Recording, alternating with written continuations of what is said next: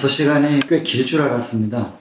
근데 생각해보니까 2시간밖에 안 남았는데 제가 여러분들의 시간을 기만하면 안 되기 때문에 어렵게 기만해도 돼요?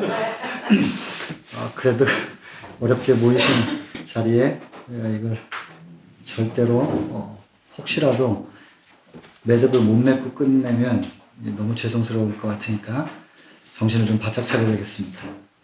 여러분, 초대교회가 처음에 만들어졌을 때요, 그들에게는 사명이 있었습니다. 어제 말씀드렸던 것처럼 사도행적 3장의 대사명.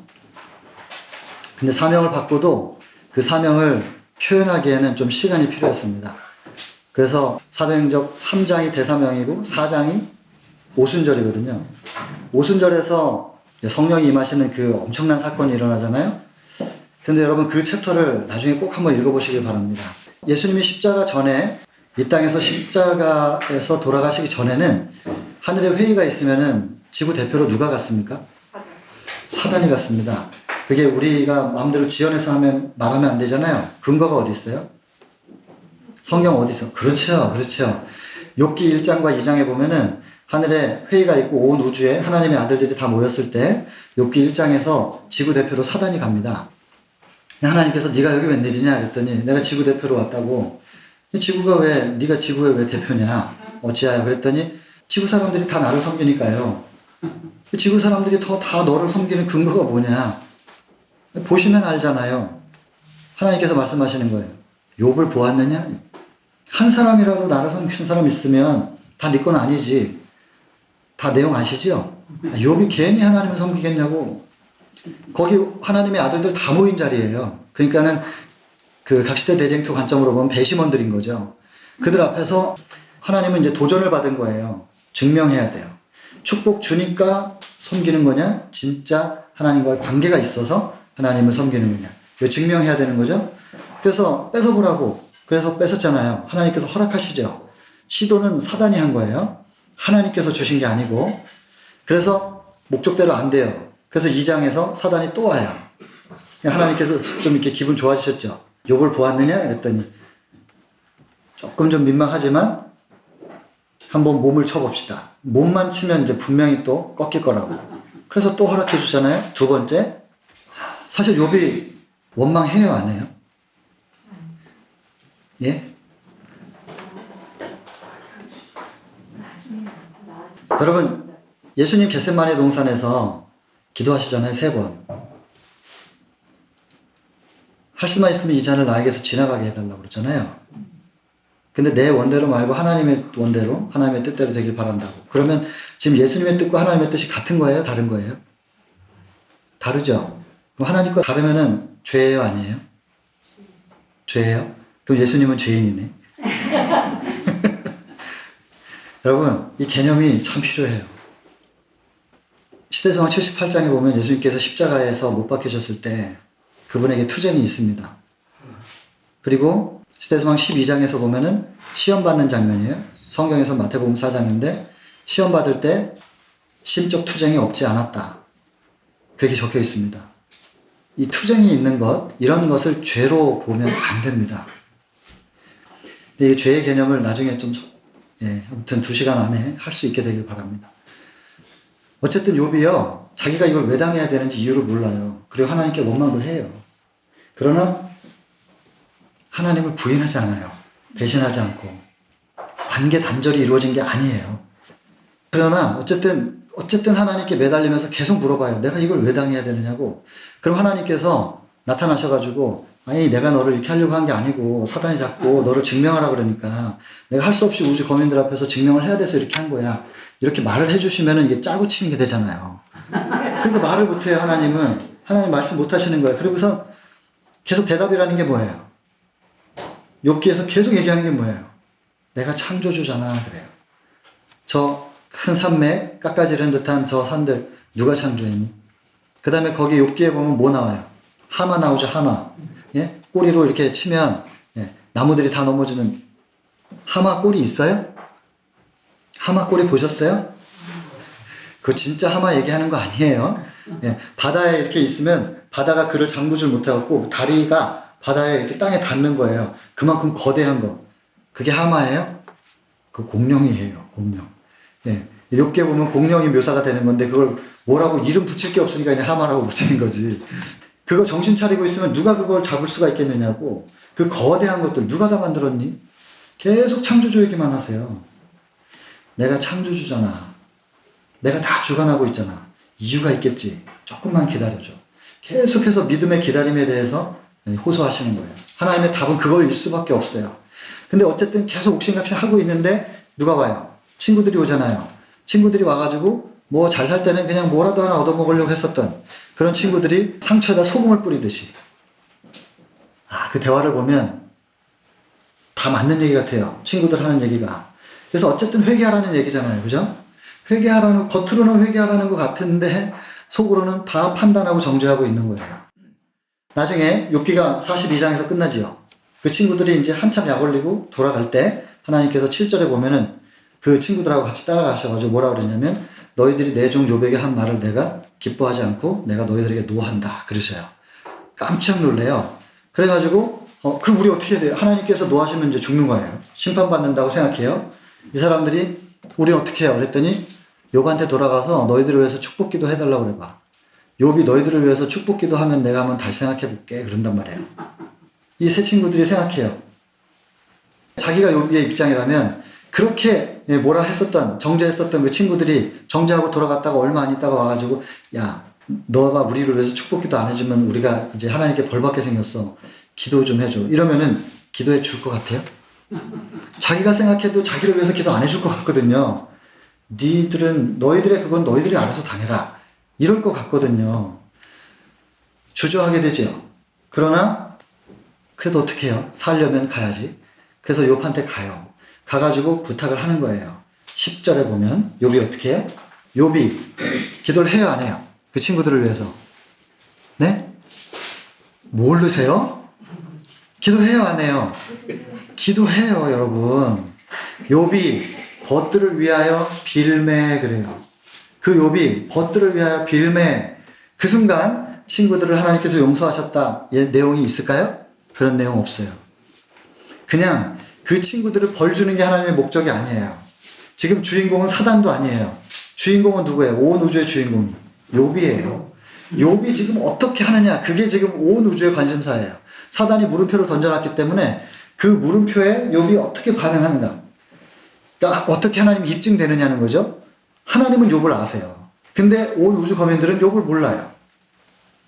욥의 마음을 중심을 보시는 하나님만 보시니까. 그래서 그 욥의 중심 속에 진짜 하나님에 대한 경배가 있는 것인지 아닌지를 모른단 말이에요.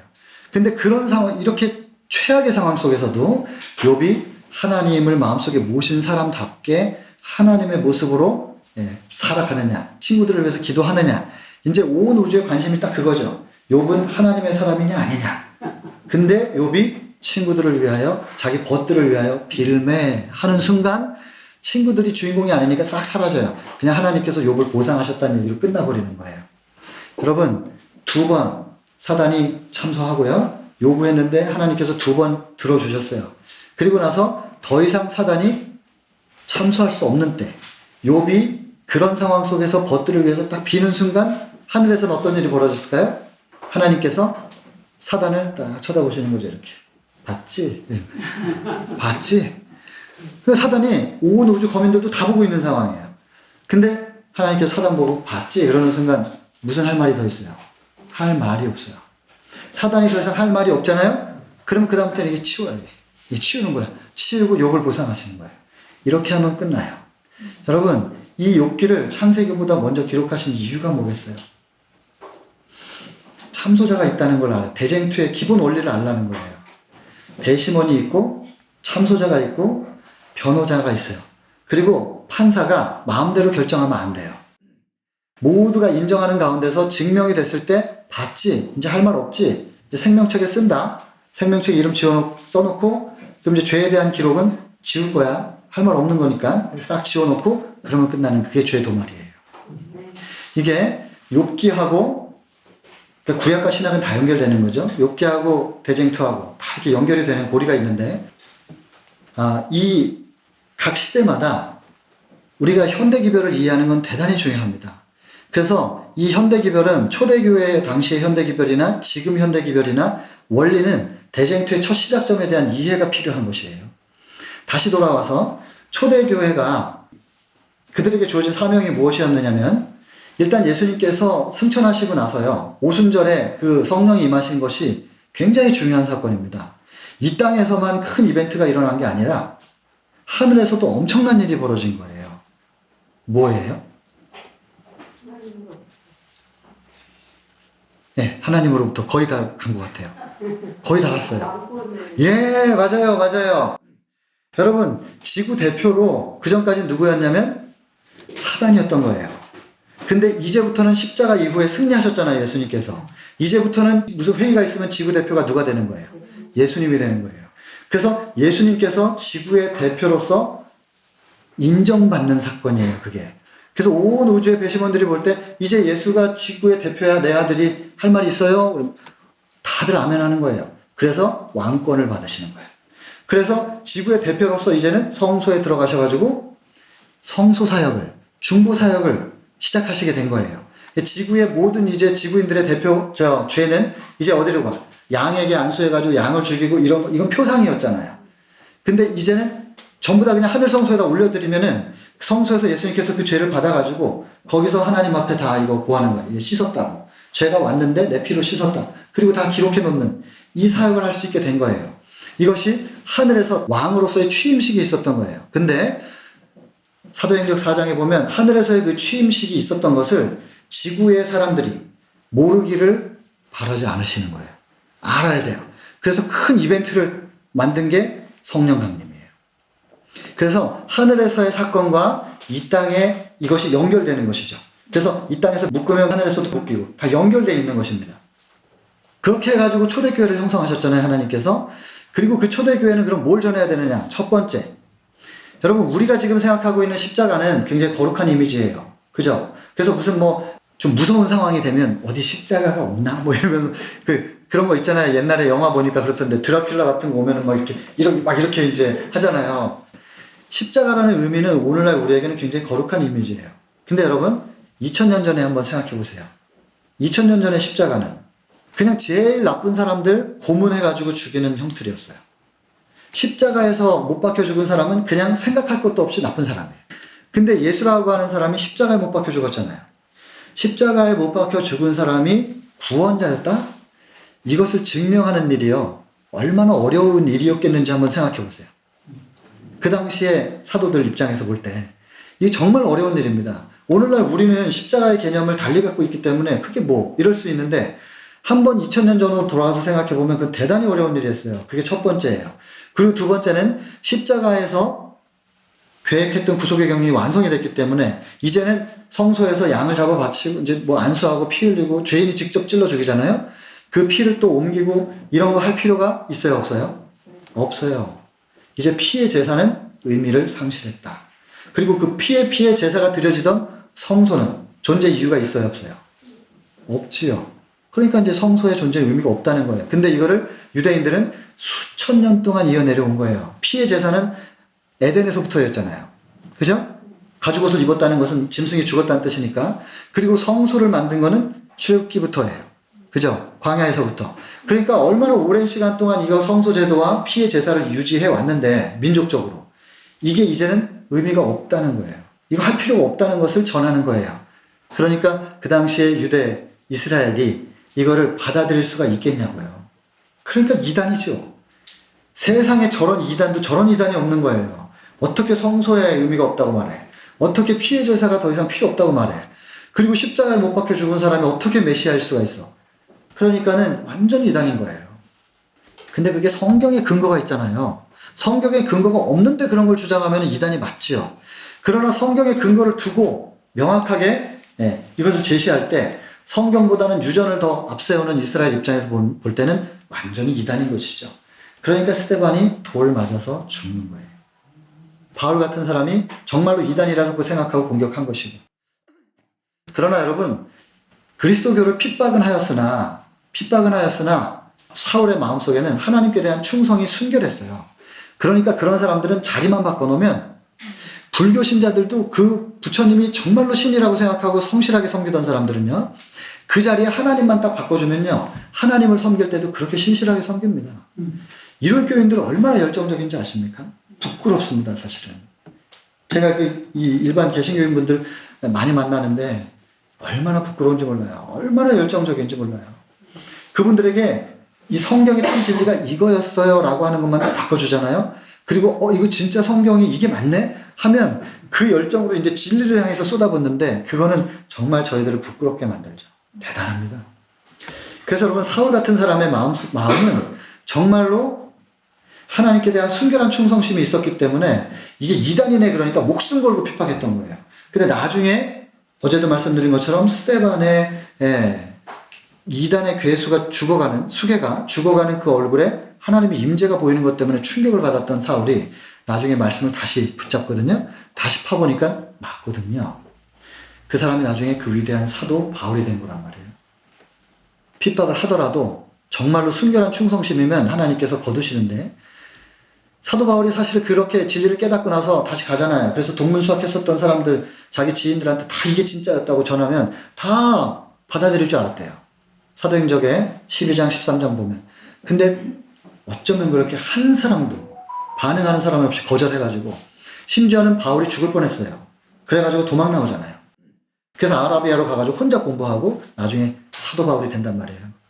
여러분, 목숨 걸고 그 당시에 기별을 전해야만 했었습니다. 목숨을 걸어야만 전할 수 있었던 것이 당시의 현대 기별입니다. 여러분, 하늘에서 성소 사역이 시작되면서 초대교회를 만드시고, 성소 사역이 시작됐다는 거, 그것을 이 땅의 교회가 모르기를 바라지 않으셔서 이벤트를 기획하신 하나님께서 성소에서 지성소로 들어가실 때, 성소 뜰에서 성소로 들어가실 때도 큰 이벤트를 만드셨어요. 성소에서 지성소로 들어가실 때 이 땅에서 큰 이벤트가 또 하나 있었어요. 그게 뭐예요? 네? 그렇죠. 재림운동이었어요. 그리고 나서 재림운동 끝에 2300주야를 해석했잖아요. 다니엘서 8장 14절을 해석했는데 그게 1844년 10월 22일로 해석이 됐는데 안 오셨죠. 그죠? 미국의 뉴욕에 가면은 승천바위라고 있습니다. 승천바위. 거기에 그 자리에만 15만 명이 모였었대요.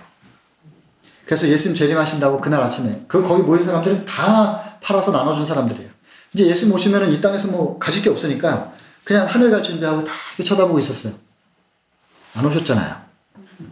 15만 명 중에 거기 딱 남아있는 사람 몇 명 남았게요? 50명 남았죠. 50명. 예. 딱 50명 남고 다 나갔어요. 15만 명이 다 흩어진 거예요. 내 이럴 줄 알았어. 이러면서. 여러분, 50명을 제외한 15만 명은요, 예수님이랑 관계없는 사람들이에요.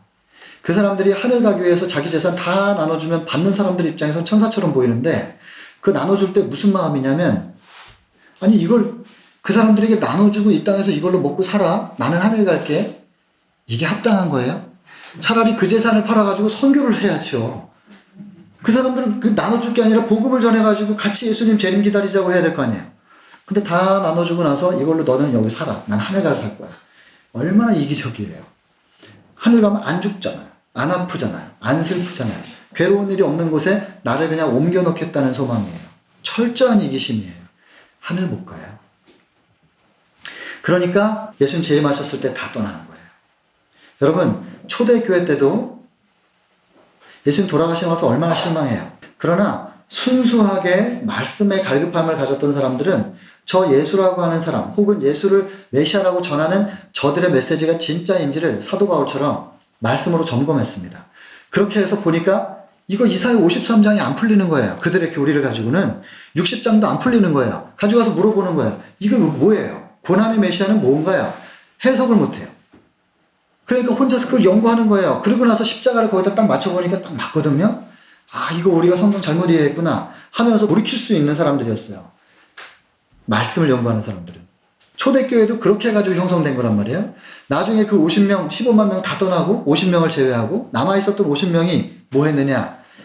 우리가 틀린 것이겠지. 이 예언 해석이 잘못된 건 아닐 거야. 이게 뭔가 우리가 날짜 개설을 한 거는 이건 틀림없는데 이게 틀렸다고 부인을 하면은 그동안에 해왔던 모든 우리 핵심적인 예언들이 전부 다 엉클어지니까 이게 문제가 아니고 뭔가 우리가 키워드 하나를 놓친 걸 텐데 하면서 우리가 실수한 것이지 성경이 허구가 아니다라는 생각을 하면서 순수하게 성령을 구하고 다시 말씀에 매달린 사람들에게 비전이 보이잖아요. 그 비전이 뭐였어요? 성소였어요. 성소.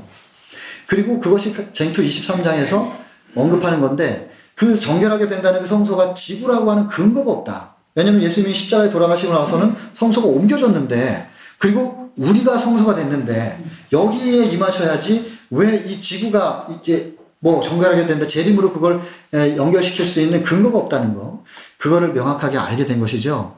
그리고 하늘 성소에 대한 비전을 봐요. 그리고 지성소를 보고 지성소에서 법궤가 보이고 법궤 안에 두 돌비가 보이는데 그 중에서도 특별히 안식일 네 번째 계명에서 빛이 나는 거예요. 이게 왜 이러지? 그리고 나서 안식일에 대한 역사를 따라가 보니까 세상에 안식일이 어떻게 역사적으로 바뀌었는지 그걸 발견하게 된 것이죠. 마르틴 루터도 개혁을 못했던 거예요. 그죠? 이제 예수님께서 AD 31년에 돌아가시잖아요. 그 34년에 스테반이 죽고 그리고 초대교회는 다 흩어지죠. 나오고 그 다음 멸망이 가증한 것이 거룩한 곳에 선 것을 보거든 산으로 도망하라. 마태복음 24장에 있었던 15절에 다 나와가지고 그 터키 반도로 가잖아요. 거기서 7교회 세우는 거잖아요. 그렇게 이제 쭉 진행하는데 그게 그 초대교회가 성령의 역사를 통해서 복음을 전하는 게 얼마나 확산 속도가 빨랐는지 콘스탄틴 황제가 이렇게 보니까 굉장히 위협을 느낄 만해요. 그래가지고 그 당시엔 대부분 그리스 로마 신화, 태양신을 중심으로 한 우상숭배가 팽배한데 그리스도교가 굉장히 빠르게 확산되고 있는 거죠. 이거를 규합하지 않으면 통합이 안 되겠는 거예요. 민족 간에. 그래서 정치적으로 이걸 이용을 했잖아요. 처음에 핍박했어요. 그냥 그리스도의 말살 정책이었어요. 다 죽이자. 그랬는데 아무리 죽여도 여러분 그 기억나십니까? 예전에 한 70년대, 80년대 그 TV 선전 보면 우유 한 방울을 이렇게 딱 떨어뜨리면 어떻게 돼요? 네? 한 방울 딱 떨어뜨리면 왕관처럼 이렇게 올라오잖아요. 하나를 떨어뜨렸더니 몇 개가 올라오는 거예요.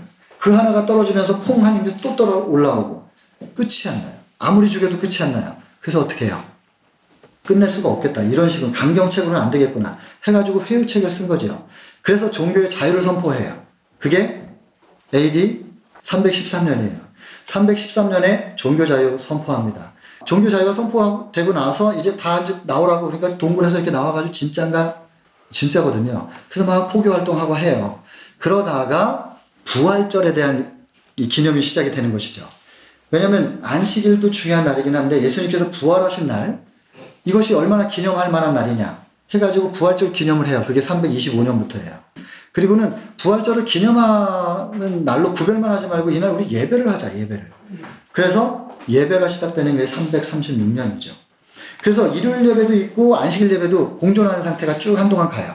그러니까 일요일 예배는 태양신 숭배하는 사람들도 일요일날 예배 드리니까 그래서 그리스도교도 일요일날 예배, 태양신도 일요일날 예배가 되는 거예요. 그리고 그리스도교는 토요일날 하루 더 하고 있었던 거죠. 그런데 AD 364년에 일요일만 성별한다. 다른 날은 안 돼. 이렇게 된 거예요. 그러니까 그 전까지는 목숨 걸고 신앙을 지켜왔던 사람들이 313년에 종교자유 선포되고 나서 이제 편안해졌죠. 그때부터 편안하게 안식일 지키다가 364년, 313년 될 때까지는 강경책이었어요. 아무리 죽여도 끝이 안 나니까 회유책을 써요. 그리고는 근 50년 동안 편안하게 신앙을 했고 목숨 걸고 신앙했던 부모님 세대들은 돌아가신 거예요. 할아버지 세대들 돌아가시고 부모님 세대들은 이제 너무 연로하신 상태가 됐어요. 한 50년이 지났으니까. 사실은 부모님들이 거의 돌아가신 상태겠죠. 그랬는데 그때 다시 강경책을 쓰니까 아무도 못 버텨요. 지구상에서 안식일이 사라진 것이 364년입니다. 그리고 나서 그것을 루터도 몰랐어요. 종교개혁하면서 안식일 개혁 못하거든요. 그랬었는데 그것이 1844년 이후에 성소 비전, 그 다음에 지성소 보고 법궤 보고 두돌비 보고 네 번째 계명에서 빛이 날 때 왜 그러지 하면서 쭉 따라가 보니까 안식일이 이렇게 바뀌어 있었구나라는 걸 깨달아요. 안식일 개혁한 거예요. 그리고 나서 안식일 개혁을 하면서 동시에 보니까 역사적으로 뭐가 안식일만 바뀐 게 아니라 또 하나 바뀐 게 있다는 걸 알게 돼요. 그게 뭘까요? 기독교계에 절대로 들어오면 안 되는 사상이 하나 들어왔어요. 뭘까요? 영혼불멸 사상입니다. 여러분 영혼불멸 사상의 기원이 어디예요? 네? 제일 처음에 기원. 네, 창세기 3장이죠. 사단이 한 말. 창세기 3장 4절에 결코 죽지 않는다. 안 죽는다는 거였어요. 그랬는데 죽어요, 안 죽어요? 죽잖아요. 아담이 몇 살에 죽었어요? 930년 살다가 죽었잖아요. 안 죽는다며. 그랬더니 몸은 죽어. 몸은 죽는데 뭔 안 죽어? 영혼은 안 죽어.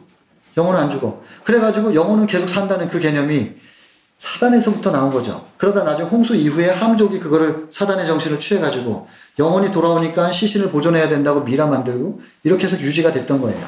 그래서 셈족과 함족은 이렇게 차이를 두고 쭉 유지가 되고 있었단 말이에요. 근데 소크라테스가 애굽에 가가지고 영혼불멸 사상을 배워갖고 오죠. 그리고는 그게 완전히 사상으로 정립이 됐었던 것이에요.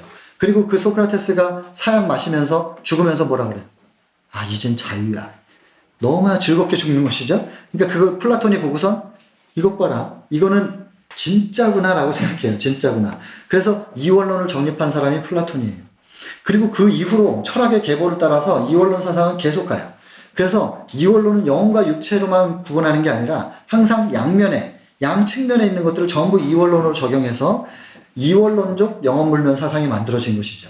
근데 이것이 이교 철학에서 끌고 가던 거예요. 이거는 철학이 아니라 종교예요. 그래서 이교라고 불러요.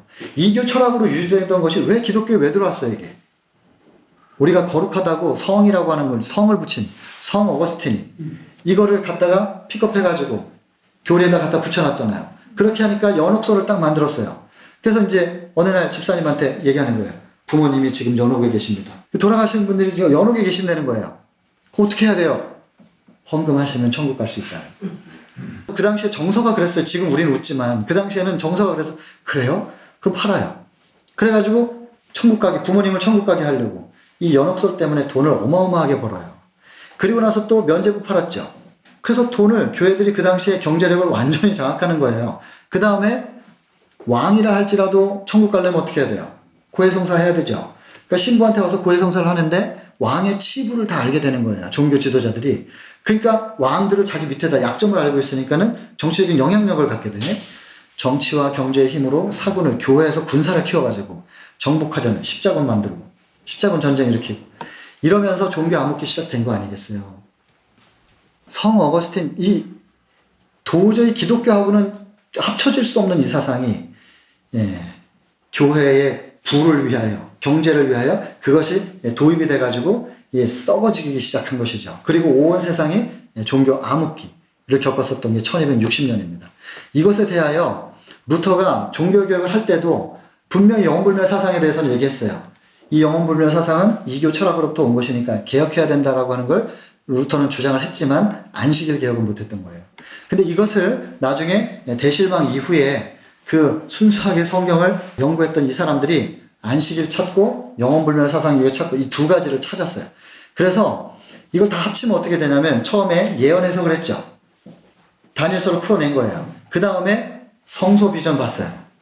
그 다음에 안식일 계명 보게 되고 그 다음에 영혼불멸 사상. 영혼불멸 사상은 교리가 아니에요. 그게 교리가 아니고 그건 뭐냐면 하나님의 품성에 대한 부분이거든요. 왜 영혼불멸 사상과 하나님 품성이 연결되는지 좀 이따 말씀드릴게요. 다시 정리하면 예언에서 그 다음에 예언의 끝에는 반드시 예수님 재림하신다. 재림, 예언기별, 재림기별, 그 다음 성소기별, 안식일기별, 영혼불멸 사상 이 5가지를 가지고 새로운 교회가 하나 탄생하는 것입니다. 그것이 제7의 안식일 예수 재림교회죠. 여러분 초대교회를 만드시고 초대교회에게 전해야 될 사명을 주셨어요. 그 당시의 현대기별 십자가 못 박혀 죽은 사람이 메시아였다. 그리고 피의 제사는 이제 의미가 없다. 그리고 성소의 존재는 유명무실하다. 이제는 성소의 존재가 필요 없다는 거예요. 이거 목숨 걸고 전해야만 했었습니다. 그리고 실제로 그렇게 순교당했고 그게 예수님의 성소봉사 부분까지예요. 그리고 지성소로 딱 넘어오시면서 그 지성소 사역을 시작하셨다는 것을 이 땅 사람들이 알게 하기 위하여 대실망이라고 하는 입에는 달지만 배에는 쓴 이 예언되어 있었죠. 계시록 10장 10절. 그 사건을 이벤트를 벌리시면서 하나의 교회를 만드신 거예요. 그래서 여러분 어제도 말씀드렸지만 개신교회 교파가 5만 개씩이나 돼요. 교파가 부족해가지고 재림교회를 또 만드신 게 아니에요. 재림교회에게는 그 교회가 해야 될 사명이 있어요. 사명이. 그래서 다시 언급하지만 타 교파에 구원이 없다고 장담할 수 없고 단언할 수 없고 저는 심지어 이순신 장군이 구원을 받으실려나 이런 생각까지도 합니다. 예수님을 들어본 적이 없는 사람이 자기 양심을 걸고 선하게 산 사람들을 하나님께서 버리실 리는 없으니까. 그래서 여러분, 재림교회가 구원의 도 때문에 재림교회가 탄생하지 않으면 구원받을 사람이 없어가지고 재림교회를 만드신 것은 아닐 것이라는 거죠. 물론 부족한 구원의 도를 재림교회가 보충하기는 해요. 그러나 그것만을 위해서 탄생한 교회는 아닙니다. 그러면 재림교회는 무엇을 위해서 만들어졌는가? 여러분, 요한복음 19장 30절에 예수님께서 다 이루었다 하셨습니다. 다 이루었다. 예수님께서 다 이루었다고 했는데 왜 2000년이 계속 유지가 되는 겁니까? 사는 거 즐거우시고 행복하십니까? 디모데후서 4장 7절에 사도 바울, 내가 선한 싸움을 싸우고 달려갈 길을 마치고 그 모든 상황 속에서 기간 동안에 내가 믿음을 지켜냈다. 이제 나에게 준비된 것은 면류관이다. 여러분, 그렇게 하면서 기쁘게 죽었잖아요? 하나님께서 너 수고했다. 네 목숨, 네 그릇에는 그만큼이면 됐어. 이렇게 말씀하시면 저는 하나님께서 제 말을 듣고 계실 거 아니에요, 지금? 여기 계실 거니까. 임마누엘. 저는 내일 안 봐도 좋아요. 저는 그냥 오늘 그만 살아도 저는 너무너무 좋을 것 같아요. 사실은 더 살고 싶은 생각이 추워도 없어요. 하루도 더 살고 싶지가 않아요. 피곤해요. 그리고 고민해야 될 게 너무 많아요. 그리고 제일 피곤한 건 저 때문에 피곤해요. 계속 유혹받고 투쟁해야 되는 게 힘들어요, 사실은. 저는 그래요. 여러분들은 어떠신가? 저는 정말 이게 힘들어요. 그래서 좀 빨리 끝났으면 좋겠다. 재림이 빨리 이루어졌으면 좋겠다. 그 소원이 너무너무 간절해요. 하루도 이 땅에서는 더 살고 싶은 생각이 없습니다. 근데 지금 2000년이 계속 유지되고 있잖아요. 여러분, 이 2000년 동안 사람들이 계속 태어나요. 그리고 죽고, 태어나고 죽고, 태어나고 죽고, 그 가운데서 구원받을 사람들이 분명 있을 겁니다. 그러나 멸망받을 사람이 더 많겠어요? 구원받을 사람이 더 많겠어요? 전자겠죠? 멸망받을 사람도 더 많을 텐데, 그래도 이런 사람이 태어났으니까 이런 사람이 구원도 받는 거 아닙니까? 이렇게 말할 수 있지만 그것이 하나님께 기쁨이긴 할 거예요. 그러나 구원받지 못한 사람들이 더 많을 건데, 그 죽어가는 사람들에 대해서 우리가 하나님의 가슴으로 그들을 본다면 하나님의 육신이 있었으면 벌써 안 걸려서 돌아가셨을 거예요. 하나님의 가슴은 찢어져요, 여러분. 계속해서 사람들이 죽어가고 그 사람들 가운데 구원받지 못할 사람들이 자꾸 숫자가 더해질 때 이 하루라도 빨리 하나님께서는 이거 끝내시고 싶으실 거예요. 왜 못 끝내는가? 예수님은 다 이뤘다고 했는데 여러분, 욥기에서 사단이 몇 번 참소했어요? 2번 했잖아요. 예? 사단이 그렇게 만만한 존재가 아니란 말이에요. 예수님께서 다 이뤘다고 하니까 사단이 거기서 2번째 또 시비를 거는 게 있단 말이에요. 그것이 입증되면 끝나는 거예요. 온 우주의 배심원들이 맞다. 이제는 할 말 없다. 사단아, 할 말 있어? 봤지? 우리 욥이 이렇게 하는 거 봤지? 하는 순간 할 말 없을 때 끝나는 것처럼 그때 끝난다고요. 재림교회는 마지막 뭔가를 입증해야 될 사명을 받았어요. 여러분, 이 재림교회가 무엇을 증명해야 되는가? 성경이 기록될 때 제일 먼저 기록된 욥기가 증명의 책입니다. 욥기를 한 단어로 줄이면 증명이에요. 온 우주 앞에 증명할 수 있느냐. 욥이 하나님의 사람이라는 게 증명되면 아직 하나님은 욥을 통해서 지구를 붙잡을 수 있는 명분이 생기는 거예요. 한 사람이라도 하나님과 연결되어 있는 사람이 있으면 사단의 것이 아니니까. 그래서 붙잡을 수 있는 명분이 생긴 거. 욥의 증명 때문에 그런 거거든요. 이 욥기는 증명의 책이에요. 대쟁투 전체가 증명이에요. 아까 첫 시간에 말씀드렸지만 사단이 하늘에서 2가지 질문을 한 거예요. 하나님의 율법이 완전합니까? 하나님의 품성이 정말로 완전합니까? 그리고 아까 그래서 이제 성소가 더럽혀졌다는 얘기를 했잖아요. 그리고 여러분 이 부분 한번 생각해 보세요. 에스겔 28장 15절에 내가 지음을 받던 날로부터 모든 길에 완전하더니 마침내 불의를 행하였다. 이렇게 되잖아요.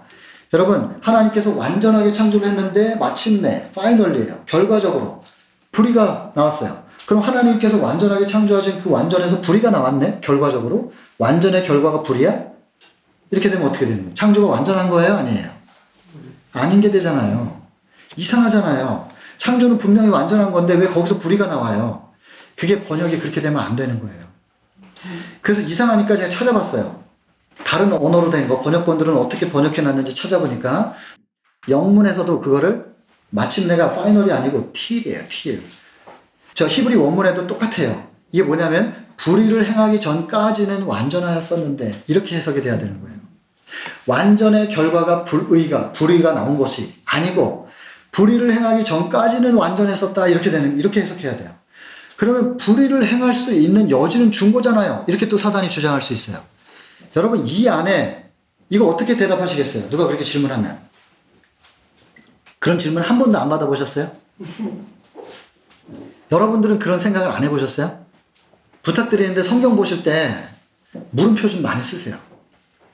물음표는 잘못 가면 의심으로 가지만 그 의구심은 파보면 보석이 나와요. 여러분 이상해요. 하나님께서 완전하게 창조했는데 왜 거기서 결과적으로 불의가 나와? 이럴 리가 없는데 완전해서 어떻게 불의가 나와? 그래서 파보니까 불의를 행하기 전까지는 완전했었다 이렇게 해석이 돼야 되더라고요. 그러면 불의를 행할 수 있는 여지는 왜 주신 겁니까? 여러분 이것을 또 파보니까 거기서 뭐가 나오느냐? 선악과를 도대체 왜 줬어요? 선악과를. 왜 선악과가 없었으면 유혹도 안 받았을 텐데? 여러분 이거 잘 생각해 보셔야 됩니다. 하나님께서 아담과 하와를 창조하셨죠? 하나님은 계속 창조해요. 왜요? 그게 사랑의 본성이에요. 여러분 이게 핸드폰 보면 나는 널 사랑해 이런 사람 보셨어요? 요즘에 인공지능이랑 대화한다 그러던데 연세 드신 분들이 진짜 한대요. 물어보면 말로 하면 다 대답해 주잖아요. 어이없는 세상이 오는 거예요. 기계하고 얘기하면서 외로움을 달래는. 여러분 그러나 이거 교감할 수 없어요. 그죠? 벽 보고 난 널 사랑해 난 널 사랑해 그런 사람 없잖아요. 사랑은 대상이 있어야 돼요. 그 하나님은 속성 자체가 사랑이에요.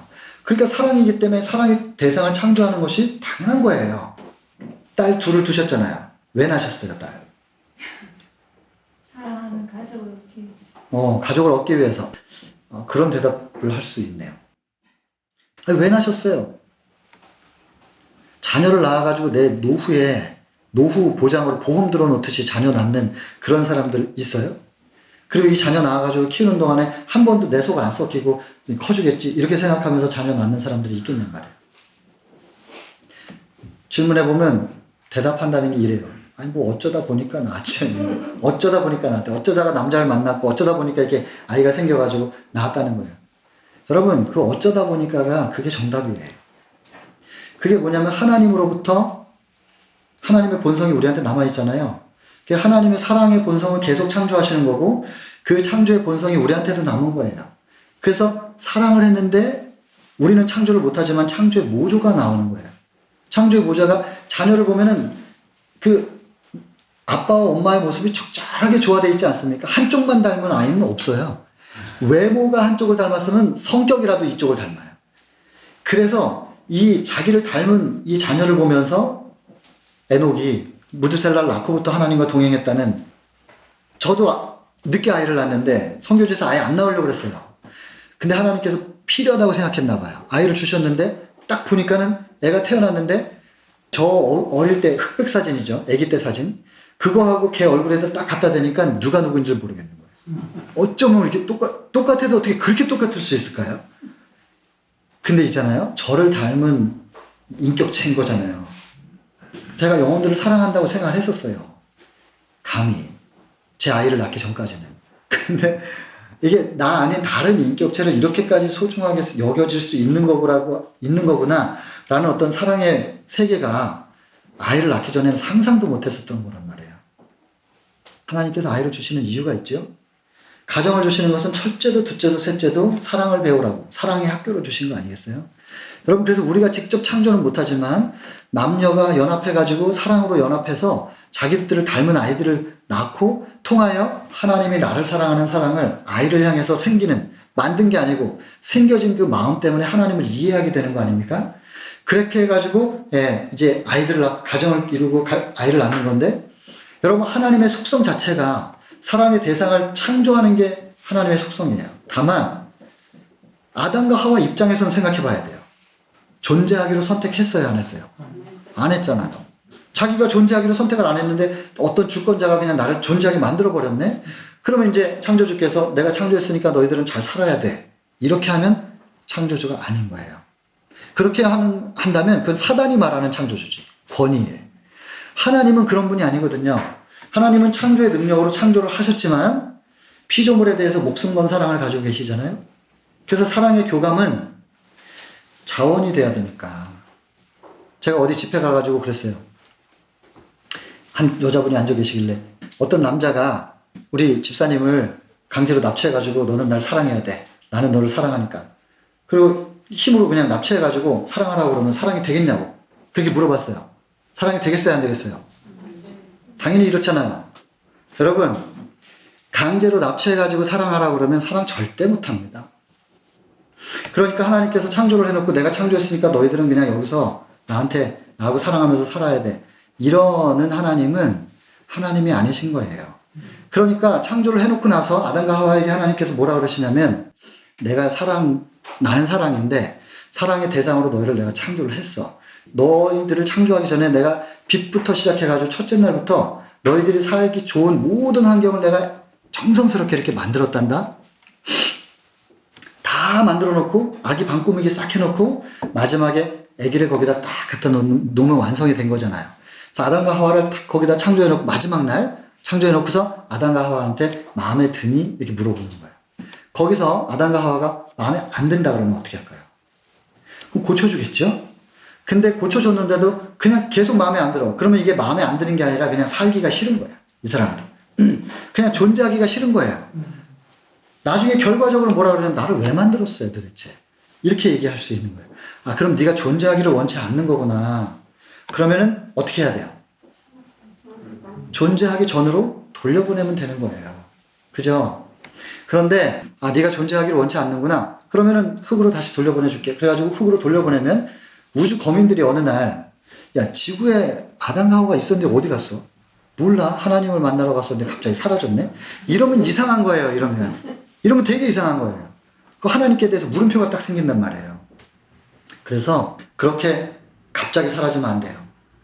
선악과를 따야 돼요. 그럼 온 우주 거민들이 아담과 하와는 존재하기를 원하지 않는다고 그들이 선택했구나. 그들이 선택한 거구나. 그러면 확인 작업 거친 다음에 그들을 다시 흙으로 돌려보내주면 되는 거예요. 그러면 하나님의 공의와 자비가 완벽하게 이루어져요. 제가 이제 군생활 할 때는 훈련을 받을 때 집에 돌아가고 싶은 사람을 손들으라 그래가지고 보내줬어요. 근데 만약에 갑자기 훈련생 동기들이 있었는데 갑자기 내 동기가 없어졌어. 어느 날 아침에 밤사이에. 저희는 이제 밤에 모든 게 일어나요. 그게 그 해병대 역사는 밤에 이루어진다고 그러거든요. 밤이 하여튼 쉽지가 않아요. 단 하루도 편히 자본 적이 없는 것 같아요. 은밀하게 뭐든지 이루어지는데 밤에 동기가 없어지면 굉장히 불안할 거예요.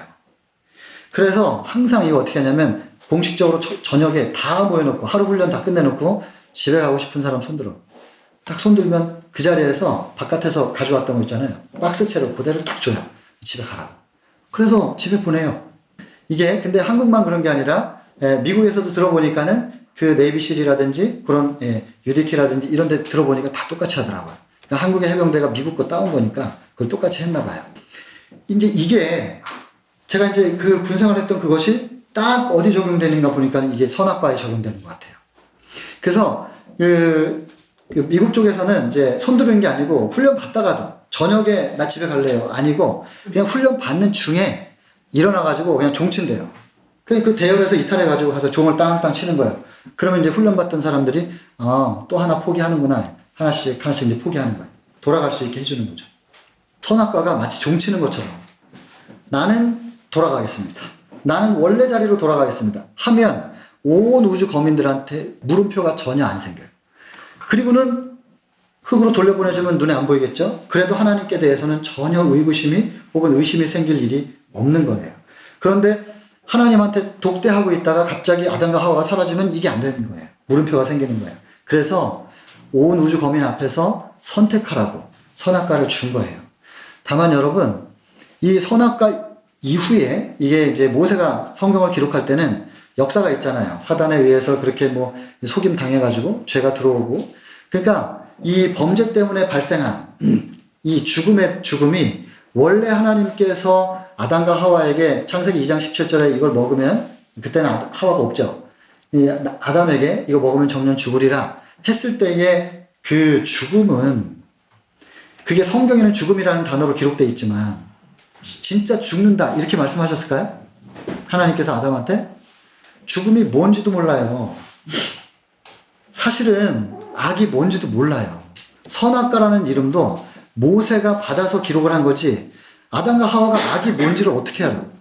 예? 악이 없었는데 악도 없었고 죽는 게 없었어요. 그냥 개념이 그 모세의 그 당시 인간들의 표현대로 그렇게 썼고 우리가 그걸 번역을 하니까 그렇게 지금 보고 있는 것이지만 하나님께서 처음에 아담에게 말씀하실 때는 죽는다 이렇게 안 썼단 말이에요. 말씀 안 하셨다고요. 그렇게. 그럼 뭐냐면 원래 자리로 그냥 돌아가는 개념이에요. 그렇겠죠? 그런데 이거를 그렇게 말씀하셔가지고 그럼 나는 원래 자리로 돌아갈래요. 그리고 선악과를 땄더니 이 자식이 따라 그랬더니 진짜 따네. 이런다면 그 먹으란다고 진짜 먹어? 이 자식이 너 혼 좀 나봐. 그러면서 지옥을 보내는 거야. 그래가지고 영원히 안 죽고 계속 괴롭히는 거예요. 이걸 선택하면은 존재하기를 원치 않는구나 하면서 원래 자리로 돌려보내주기로 했었던 건데 안 돌려보내고 계속 안 죽고 살아가지고 지옥에서 계속해서 고통스럽게 그걸 당해야 된다. 영원히. 이 교리를 말하면서 하나님은 사랑이에요를 어떻게 가르쳐? 예? 하나님이 사랑이라는 말을 하고서 지옥이라는 얘기를 어떻게 가르치냐고요. 그게 바보가 아닌 다음에야 그게 말이 돼야 이렇게 말할 거 아니겠어요. 근데 일반 개신교가 이걸 다 가르쳐요. 희한하죠? 그리고 불교에서도 착한 일 하면 극락 가고 나쁜 일 하면은 지옥 간다는 거예요. 모든 종교가 다 그래요. 천국 지옥, 이원론. 그러면 여러분 사실은 기독교라고 하는 이름만 붙어 있는 거지 불교하고 뭐가 달라요? 제가 보기에는 바깥에 지금 일반 기독교하고 불교하고 다를 게 없는데 그러면 차라리 불교를 가죠. 왜냐면 매주 안 가도 되잖아요. 거기는 1년에 4월 초파일에 한 번만 가면 돼. 부처님 탄생일 때. 그리고 헌금도 매번 안 내도 돼. 11금 안 내도 돼요. 얼마나 편해. 그리고 사실은 절에 가면 저 신도들끼리 말 잘 안 해요. 그냥 혼자 가서 다 이렇게 앉아있다 명상하다 나오지. 그러니까 절의 분위기를 되게 좋아하는 사람들이 많아요. 제 친구들도. 교회 가면 시끄럽고 비교하고 자꾸 자존심 상하게 만들고 교회는 아주 그냥 냄새나. 이런 친구들이 꽤 많아요. 절에 가면 얼마나 좋은지 몰라. 서로 간에 비교도 안 하고 조용히 참선하고 간다. 절에 가자. 이런 친구들이 진짜 많습니다. 절이 더 나아요. 어떻게 보면. 근데 여러분 하나님과 부처님이 뭐가 다른지를 명확하게 알고 신앙을 해야 될 거 아니겠어요? 근데 오늘날 기독교는 불교하고 똑같습니다. 그러면 재림교회는 불교하고 다르잖아요. 지옥이 없으니까 다를 것 같아요. 심판하시는 하나님에 대한 오해는 지옥이라는 거 안 믿을 뿐이지 똑같아요. 노아 홍수 어떻게 풀고 계세요? 하늘에서 쏟아져 내리던 그 비, 그거 하나님의 눈물이거든요. 그게 하나님의 눈물이라는 증거가 있어요. 시계를 보니까 그 얘기를 못하겠네요. 나중에 한번 연구해 보세요. 소돔과 고모라 그거 하나님의 찢어지는 가슴이 거기 있어요. 성경에 등장하는 모든 심판 가운데 여러분 우리가 이 땅에서 고통당하고 있는 것을 하나님께서 그 욥의 고통 속에 같이 걸으시면서 같이 순간을 살아가시면서 욥보다 더한 아픔을 가지고 계시는 거예요. 조금만 참아. 여러분 성경에서 요한복음 1장 29절에 세상 죄를 지고 가는 하나님의 어린 양 좀 보라. 침례 요한이 외쳤잖아요. 세상 죄를 지고 간대요. 마태복음 8장 17절에 보면 우리의 연약함을 친히 담당하시고 우리의 병을 짊어지셨도다 이렇게 돼 있어요. 그러니까 예수님께서 짊어지신 것이 요한은 죄라고 말했고 마태는 병이라고 말했어요. 그럼 이거 두 개 합치면 어떻게 되는 거예요? 죄라고 하는 것은 죄인을 하나님은 뭐라고 보시느냐면 죄라고 하는 바이러스 때문에 병 들어있는 내 자식 이렇게 보시는 거예요. 그러니까는 죄라고 하는 것에 대한 증오는 하나님의 증오가 엄청나죠. 목숨처럼. 왜냐하면 이 죄라고 하는 바이러스 때문에 내 자식이 지금 병 들었잖아요. 그리고 이거 잘못하면 죽을 수도 있는 병이에요. 그러니까 이 죄가 너무 밉지. 그리고 죄라는 바이러스를 뿌린 존재는 더 밉지, 하나님은. 그래서 일말의 자비도 없어요, 죄에 대해서. 그리고 죄를 뿌린 그 사단이라는 존재에 대해서는 일말의 자비도 없습니다. 그러나 죄인은 지금 아파가지고 죽을지도 모르는 내 자식인데 죄인에게 채찍을 휘두른다고 생각하시면 큰 오산이에요. 죄인을 심판하신다고 생각하면 큰 오산이라고요. 죄인을 얼마나 사랑하시는데요. 여러분들 다 자녀 키워보셨잖아요. 병 들어가지고 아프고 있는데 네가 이렇게 했으니까 병 들었지 그러면서 책망하고, 그런 부모가 어디 있어요. 일단은 낫고 보자. 그래가지고 끌어안고 병 나으면은 주의해, 이제는 또 병 들지 않으려면, 이렇게 말은 할 수 있어도 병 들어있는 자녀를 채찍질하는 부모는 없거든요. 근데 왜 자꾸 우리를 채찍질하는 부모로서 하나님을 그렇게 생각할까요? 자, 결론부터 짚고 가겠습니다. 마침내 불의를 행하였다는 것은 완전의 결과로 불의가 나온 게 아니고 선택의 자유를 주신, 사랑의 교감을 하기 위해서 선택의 자유를 주신 하나님의 사랑으로 이해를 해야 돼요. 그 사랑에 하나님께서 자유를 주셨는데 그 자유를 잘못 활용하도록 사단에게 속은 거죠. 그래서 불의가 나왔어요. 불의가 나오기 전까지는 완전했었던 거예요.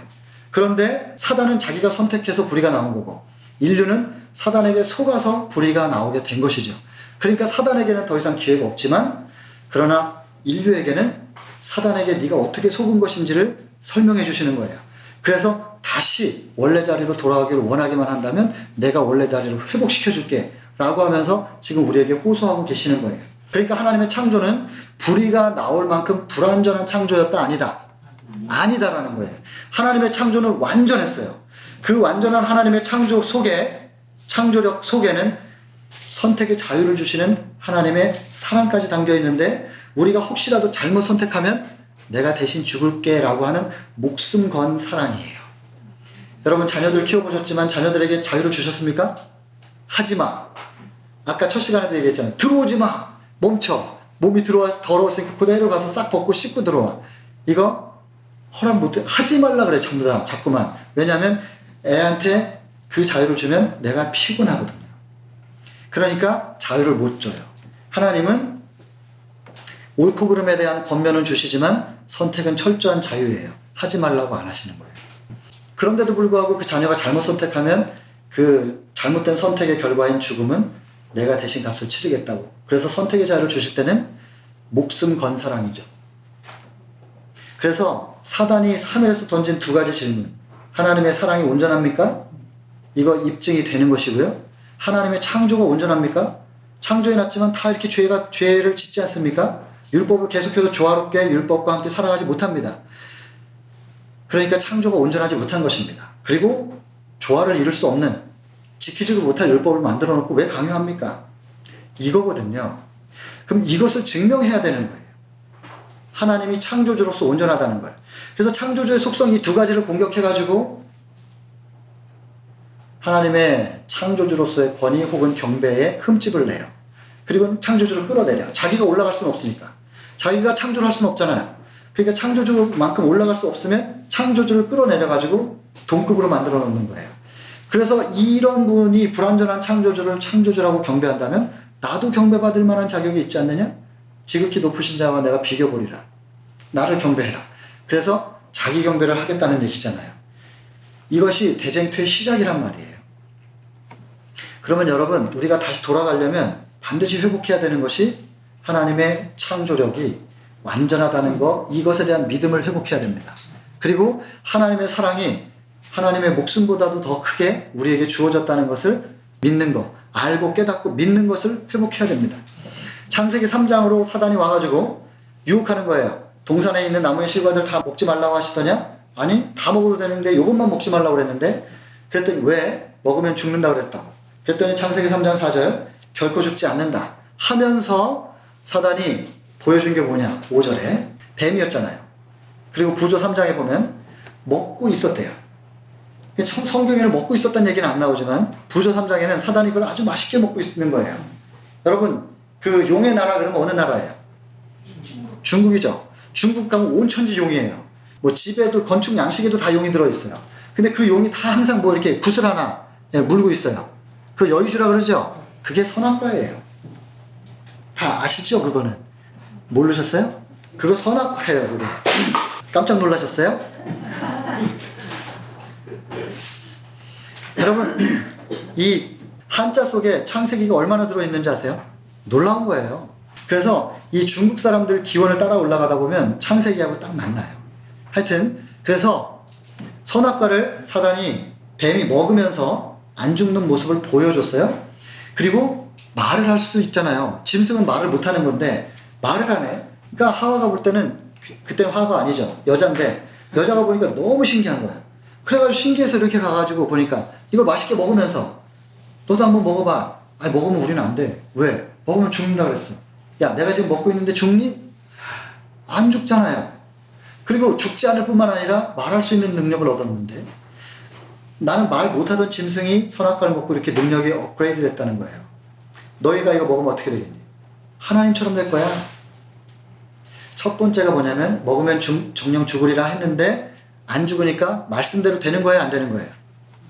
말씀대로 안 되는 거죠. 말씀대로 안 되는 거잖아요. 그래서 여러분 이 말씀대로 안 된다라고 하는 게 첫 번째고 두 번째는 내가 이걸 먹고 능력이 업그레이드 되는데 너희가 먹으면 하나님처럼 될 거야. 근데 하나님께서 이걸 먹지 못하게 했다는 것은 너희가 그렇게 하나님처럼 능력이 성장되는 것을 하나님께서 바라신다, 바라시지 않는다? 바라시지 않는다. 너희가 잘 되기를 바란다, 바라지 않으신다? 바라지 않으신다. 그럼 너희가 잘 되기를 바라지 않는 분이 과연 너희를 사랑하시는 걸까? 라는 저희가 깔려있는 거예요. 하나님은 사랑하시는 게 아니야. 그래서 첫 번째 하나님의 말씀에 대한 신뢰를 깨트려요. 두 번째는 하나님의 사랑에 대한 신뢰를 깨트려요. 그래서 이 슬픈 역사가 시작됐잖아요. 여자가 들어보니까 말이 맞는 것 같아가지고 보이는 것을 말만 맞는 게 아니라 보여주니까 선악과를 먹어요. 그리고 여자는 자기가 새로운 세계에 들어간 것처럼 생각이 됐대요. 그래서 남편에게도 줘가지고 남편도 같이 먹자 빛의 옷이 사라졌어요. 이 슬픈 역사를 모세가 이제 기록을 한 거예요. 그래서 창세기 1장이 뭐냐? 이 슬픈 역사를 알고 있는 이 모세가 창세기 1장을 뭐라고 썼느냐? 빛이 있으라 하심에 하나님이 가라사대 말씀하셨더니 빛이 있으라고 말씀하셨더니 어떻게 됐다고? 그대로 되니라. 그 다음에 물과 물을 나눠가지고 궁창을 만드시고 이렇게 말씀하셨더니 그대로 어떻게 해요? 되니라. 창세기 1장은 성경을 펼치자마자 이 첫 번째 장에서 계속 뭐가 반복되냐면 말씀하셨더니 말씀대로 된다는 걸 강조하는 거예요.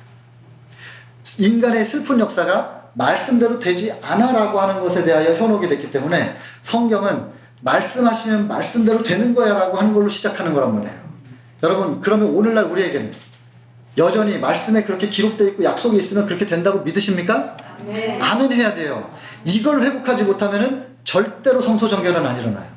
하나님과 다시 하나 되는 것은 절대로 거기 갈 수가 없어요. 말씀대로 이루어지니라. 처녀가 어떻게 아이를 임신을 하냐고요. 예? 연세가 드셨어도 그래도 침례 요한의 부모님은 그래도 남녀가 있어요. 그러니까 아이를 가질 수 있어도 어떻게 처녀가 남자하고는 손도 안 잡아봤는데 어떻게 아이를 가져요? 그랬더니 처음에는 나는 남자를 모르는데요. 그랬더니 다시 메시지를 주시잖아요. 그랬더니 마리아가 하는 말이 뭐예요? 주의 뭐라고요? 저는 주의 계집 종입니다. 말씀대로 이루어질 것입니다. 말씀대로 이루어질 것입니다. 말도 안 되는데, 그죠? 남자가 없는데 어떻게 임신을 해? 근데도 말씀대로 이루어지이다. 창세기 1장에서 계속해서 이 성경이 쓰여진 첫 번째 책에서 말씀하시면 말씀하신 대로 되는 거야. 이게 모세의 엄숙한 기록이에요. 한 줄 한 줄. 제발이지 말씀하신 대로 된다는 걸 믿어라. 그러니까 예수님의 어머니의 자격이 있죠. 육신의 어머니의 자격이 있는 거예요. 마리아가. 말씀대로 이루어지이다. 여러분 오늘날 우리도 성경에 기록되어 있으면 약속이 있다면 그것을 주장하면 그 말씀대로 이루어질 것을 믿어야 될 것입니다. 여러분 이것이 대쟁투의 첫 시작점이고 이것을 증명하기 위해서 예수께서 끝내 4,000년 후에 이 땅에 오셔가지고 오실 때 하나님의 생각을 들을 수 있도록 한 하나님의 말씀이셨다. 그래서 여러분 사단이 계속해서 율법을 공격하고 율법은 하나님의 품성의 사본이기 때문에 하나님의 품성을 공격한 거예요. 율법을 통해서. 그러니까 하나님이 온전한 사랑이 아니라는 거거든요. 그러니까 이걸 증명하기 위해서는 하나님의 생각과 마음을 우리는 말로는 하지만 이걸 형상화시킬 수 있는 능력이 없잖아요. 하나님은 당신의 생각과 마음을 말씀으로 표현하시는데 그 말씀을 육신을 하나 준비해가지고 형상화시킬 수 있는 능력이 있었던 거예요. 그래서 예수께서 이 땅에 오셨을 때 그냥 그분은 예수님 존재 자체가 하나님의 생각과 마음인 거예요. 그러니까 예수님이 원래 어디 계셨던 분이에요? 하나님 마음. 하나님과 하나셨던 것이죠. 예수님의 정체가 그런 거란 말이에요. 그죠? 그것을 사단이 의심을 하게끔 물음표를 던지니까 증명하기 위해서 형상화시켜가지고 탁 이렇게 나타난 거예요. 그래서 예수님은 이 땅에서 하나님의 가슴으로 사셨어요. 하나님의 마음으로. 그리고 동시에 시대소망 1장에는 인간이 하나님의 율법의 계명에 온전히 순종하는 것은 불가능하다고 사단이 말한다.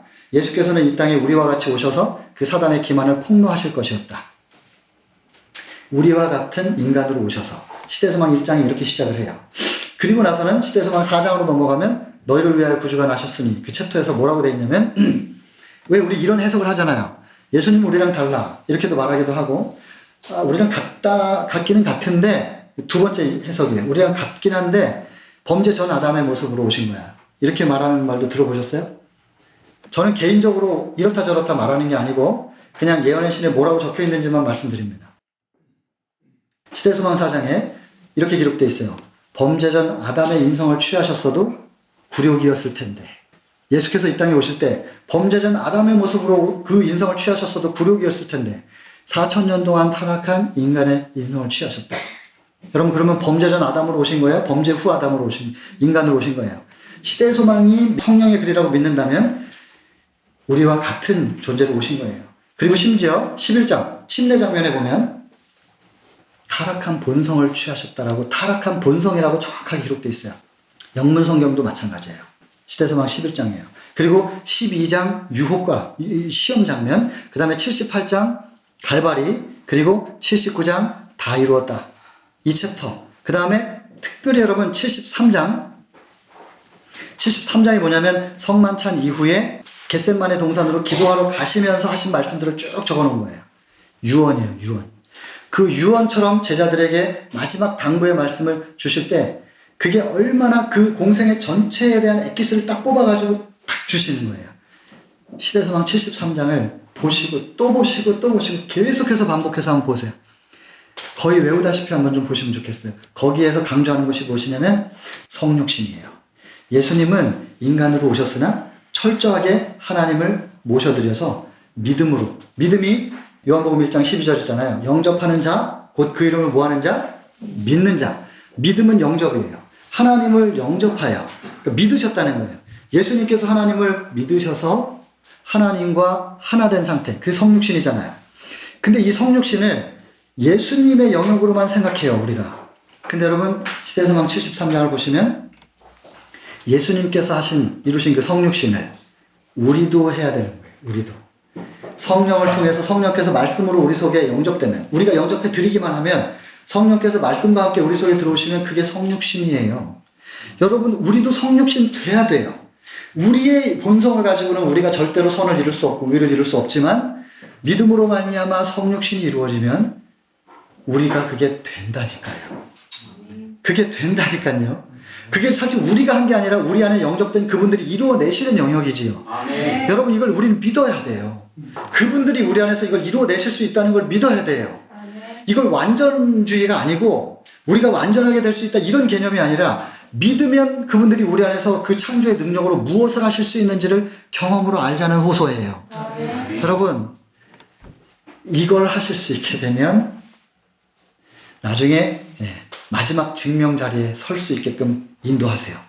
그 얘기를 마지막 나머지 1시간 동안에 하고 좀 마치면 될 것 같긴 합니다. 자, 시간이 되었으니까 마치겠습니다. 기도할게요. 사랑의 하나님, 우리 아버지, 나름 최선을 다하고는 있으나 이것밖에 못 되어서 정말 죄송합니다.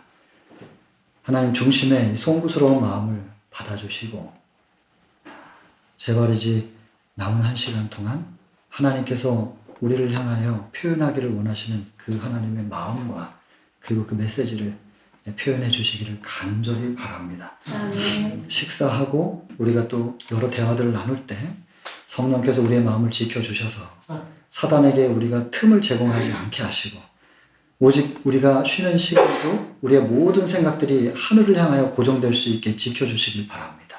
아멘. 그리고 오늘 오후 안식일 마실 때까지도 우리가 계속해서 하늘의 분위기 속에서 살다가 하나님께서 주시는 말씀의 씨를 뿌리가 내리고 싹이 트는 경험할 수 있도록 하나님께서 지키시고 축복해 주시길 간절히 바랍니다. 아멘. 예수님 귀하신 성으로 기도합니다. 아멘.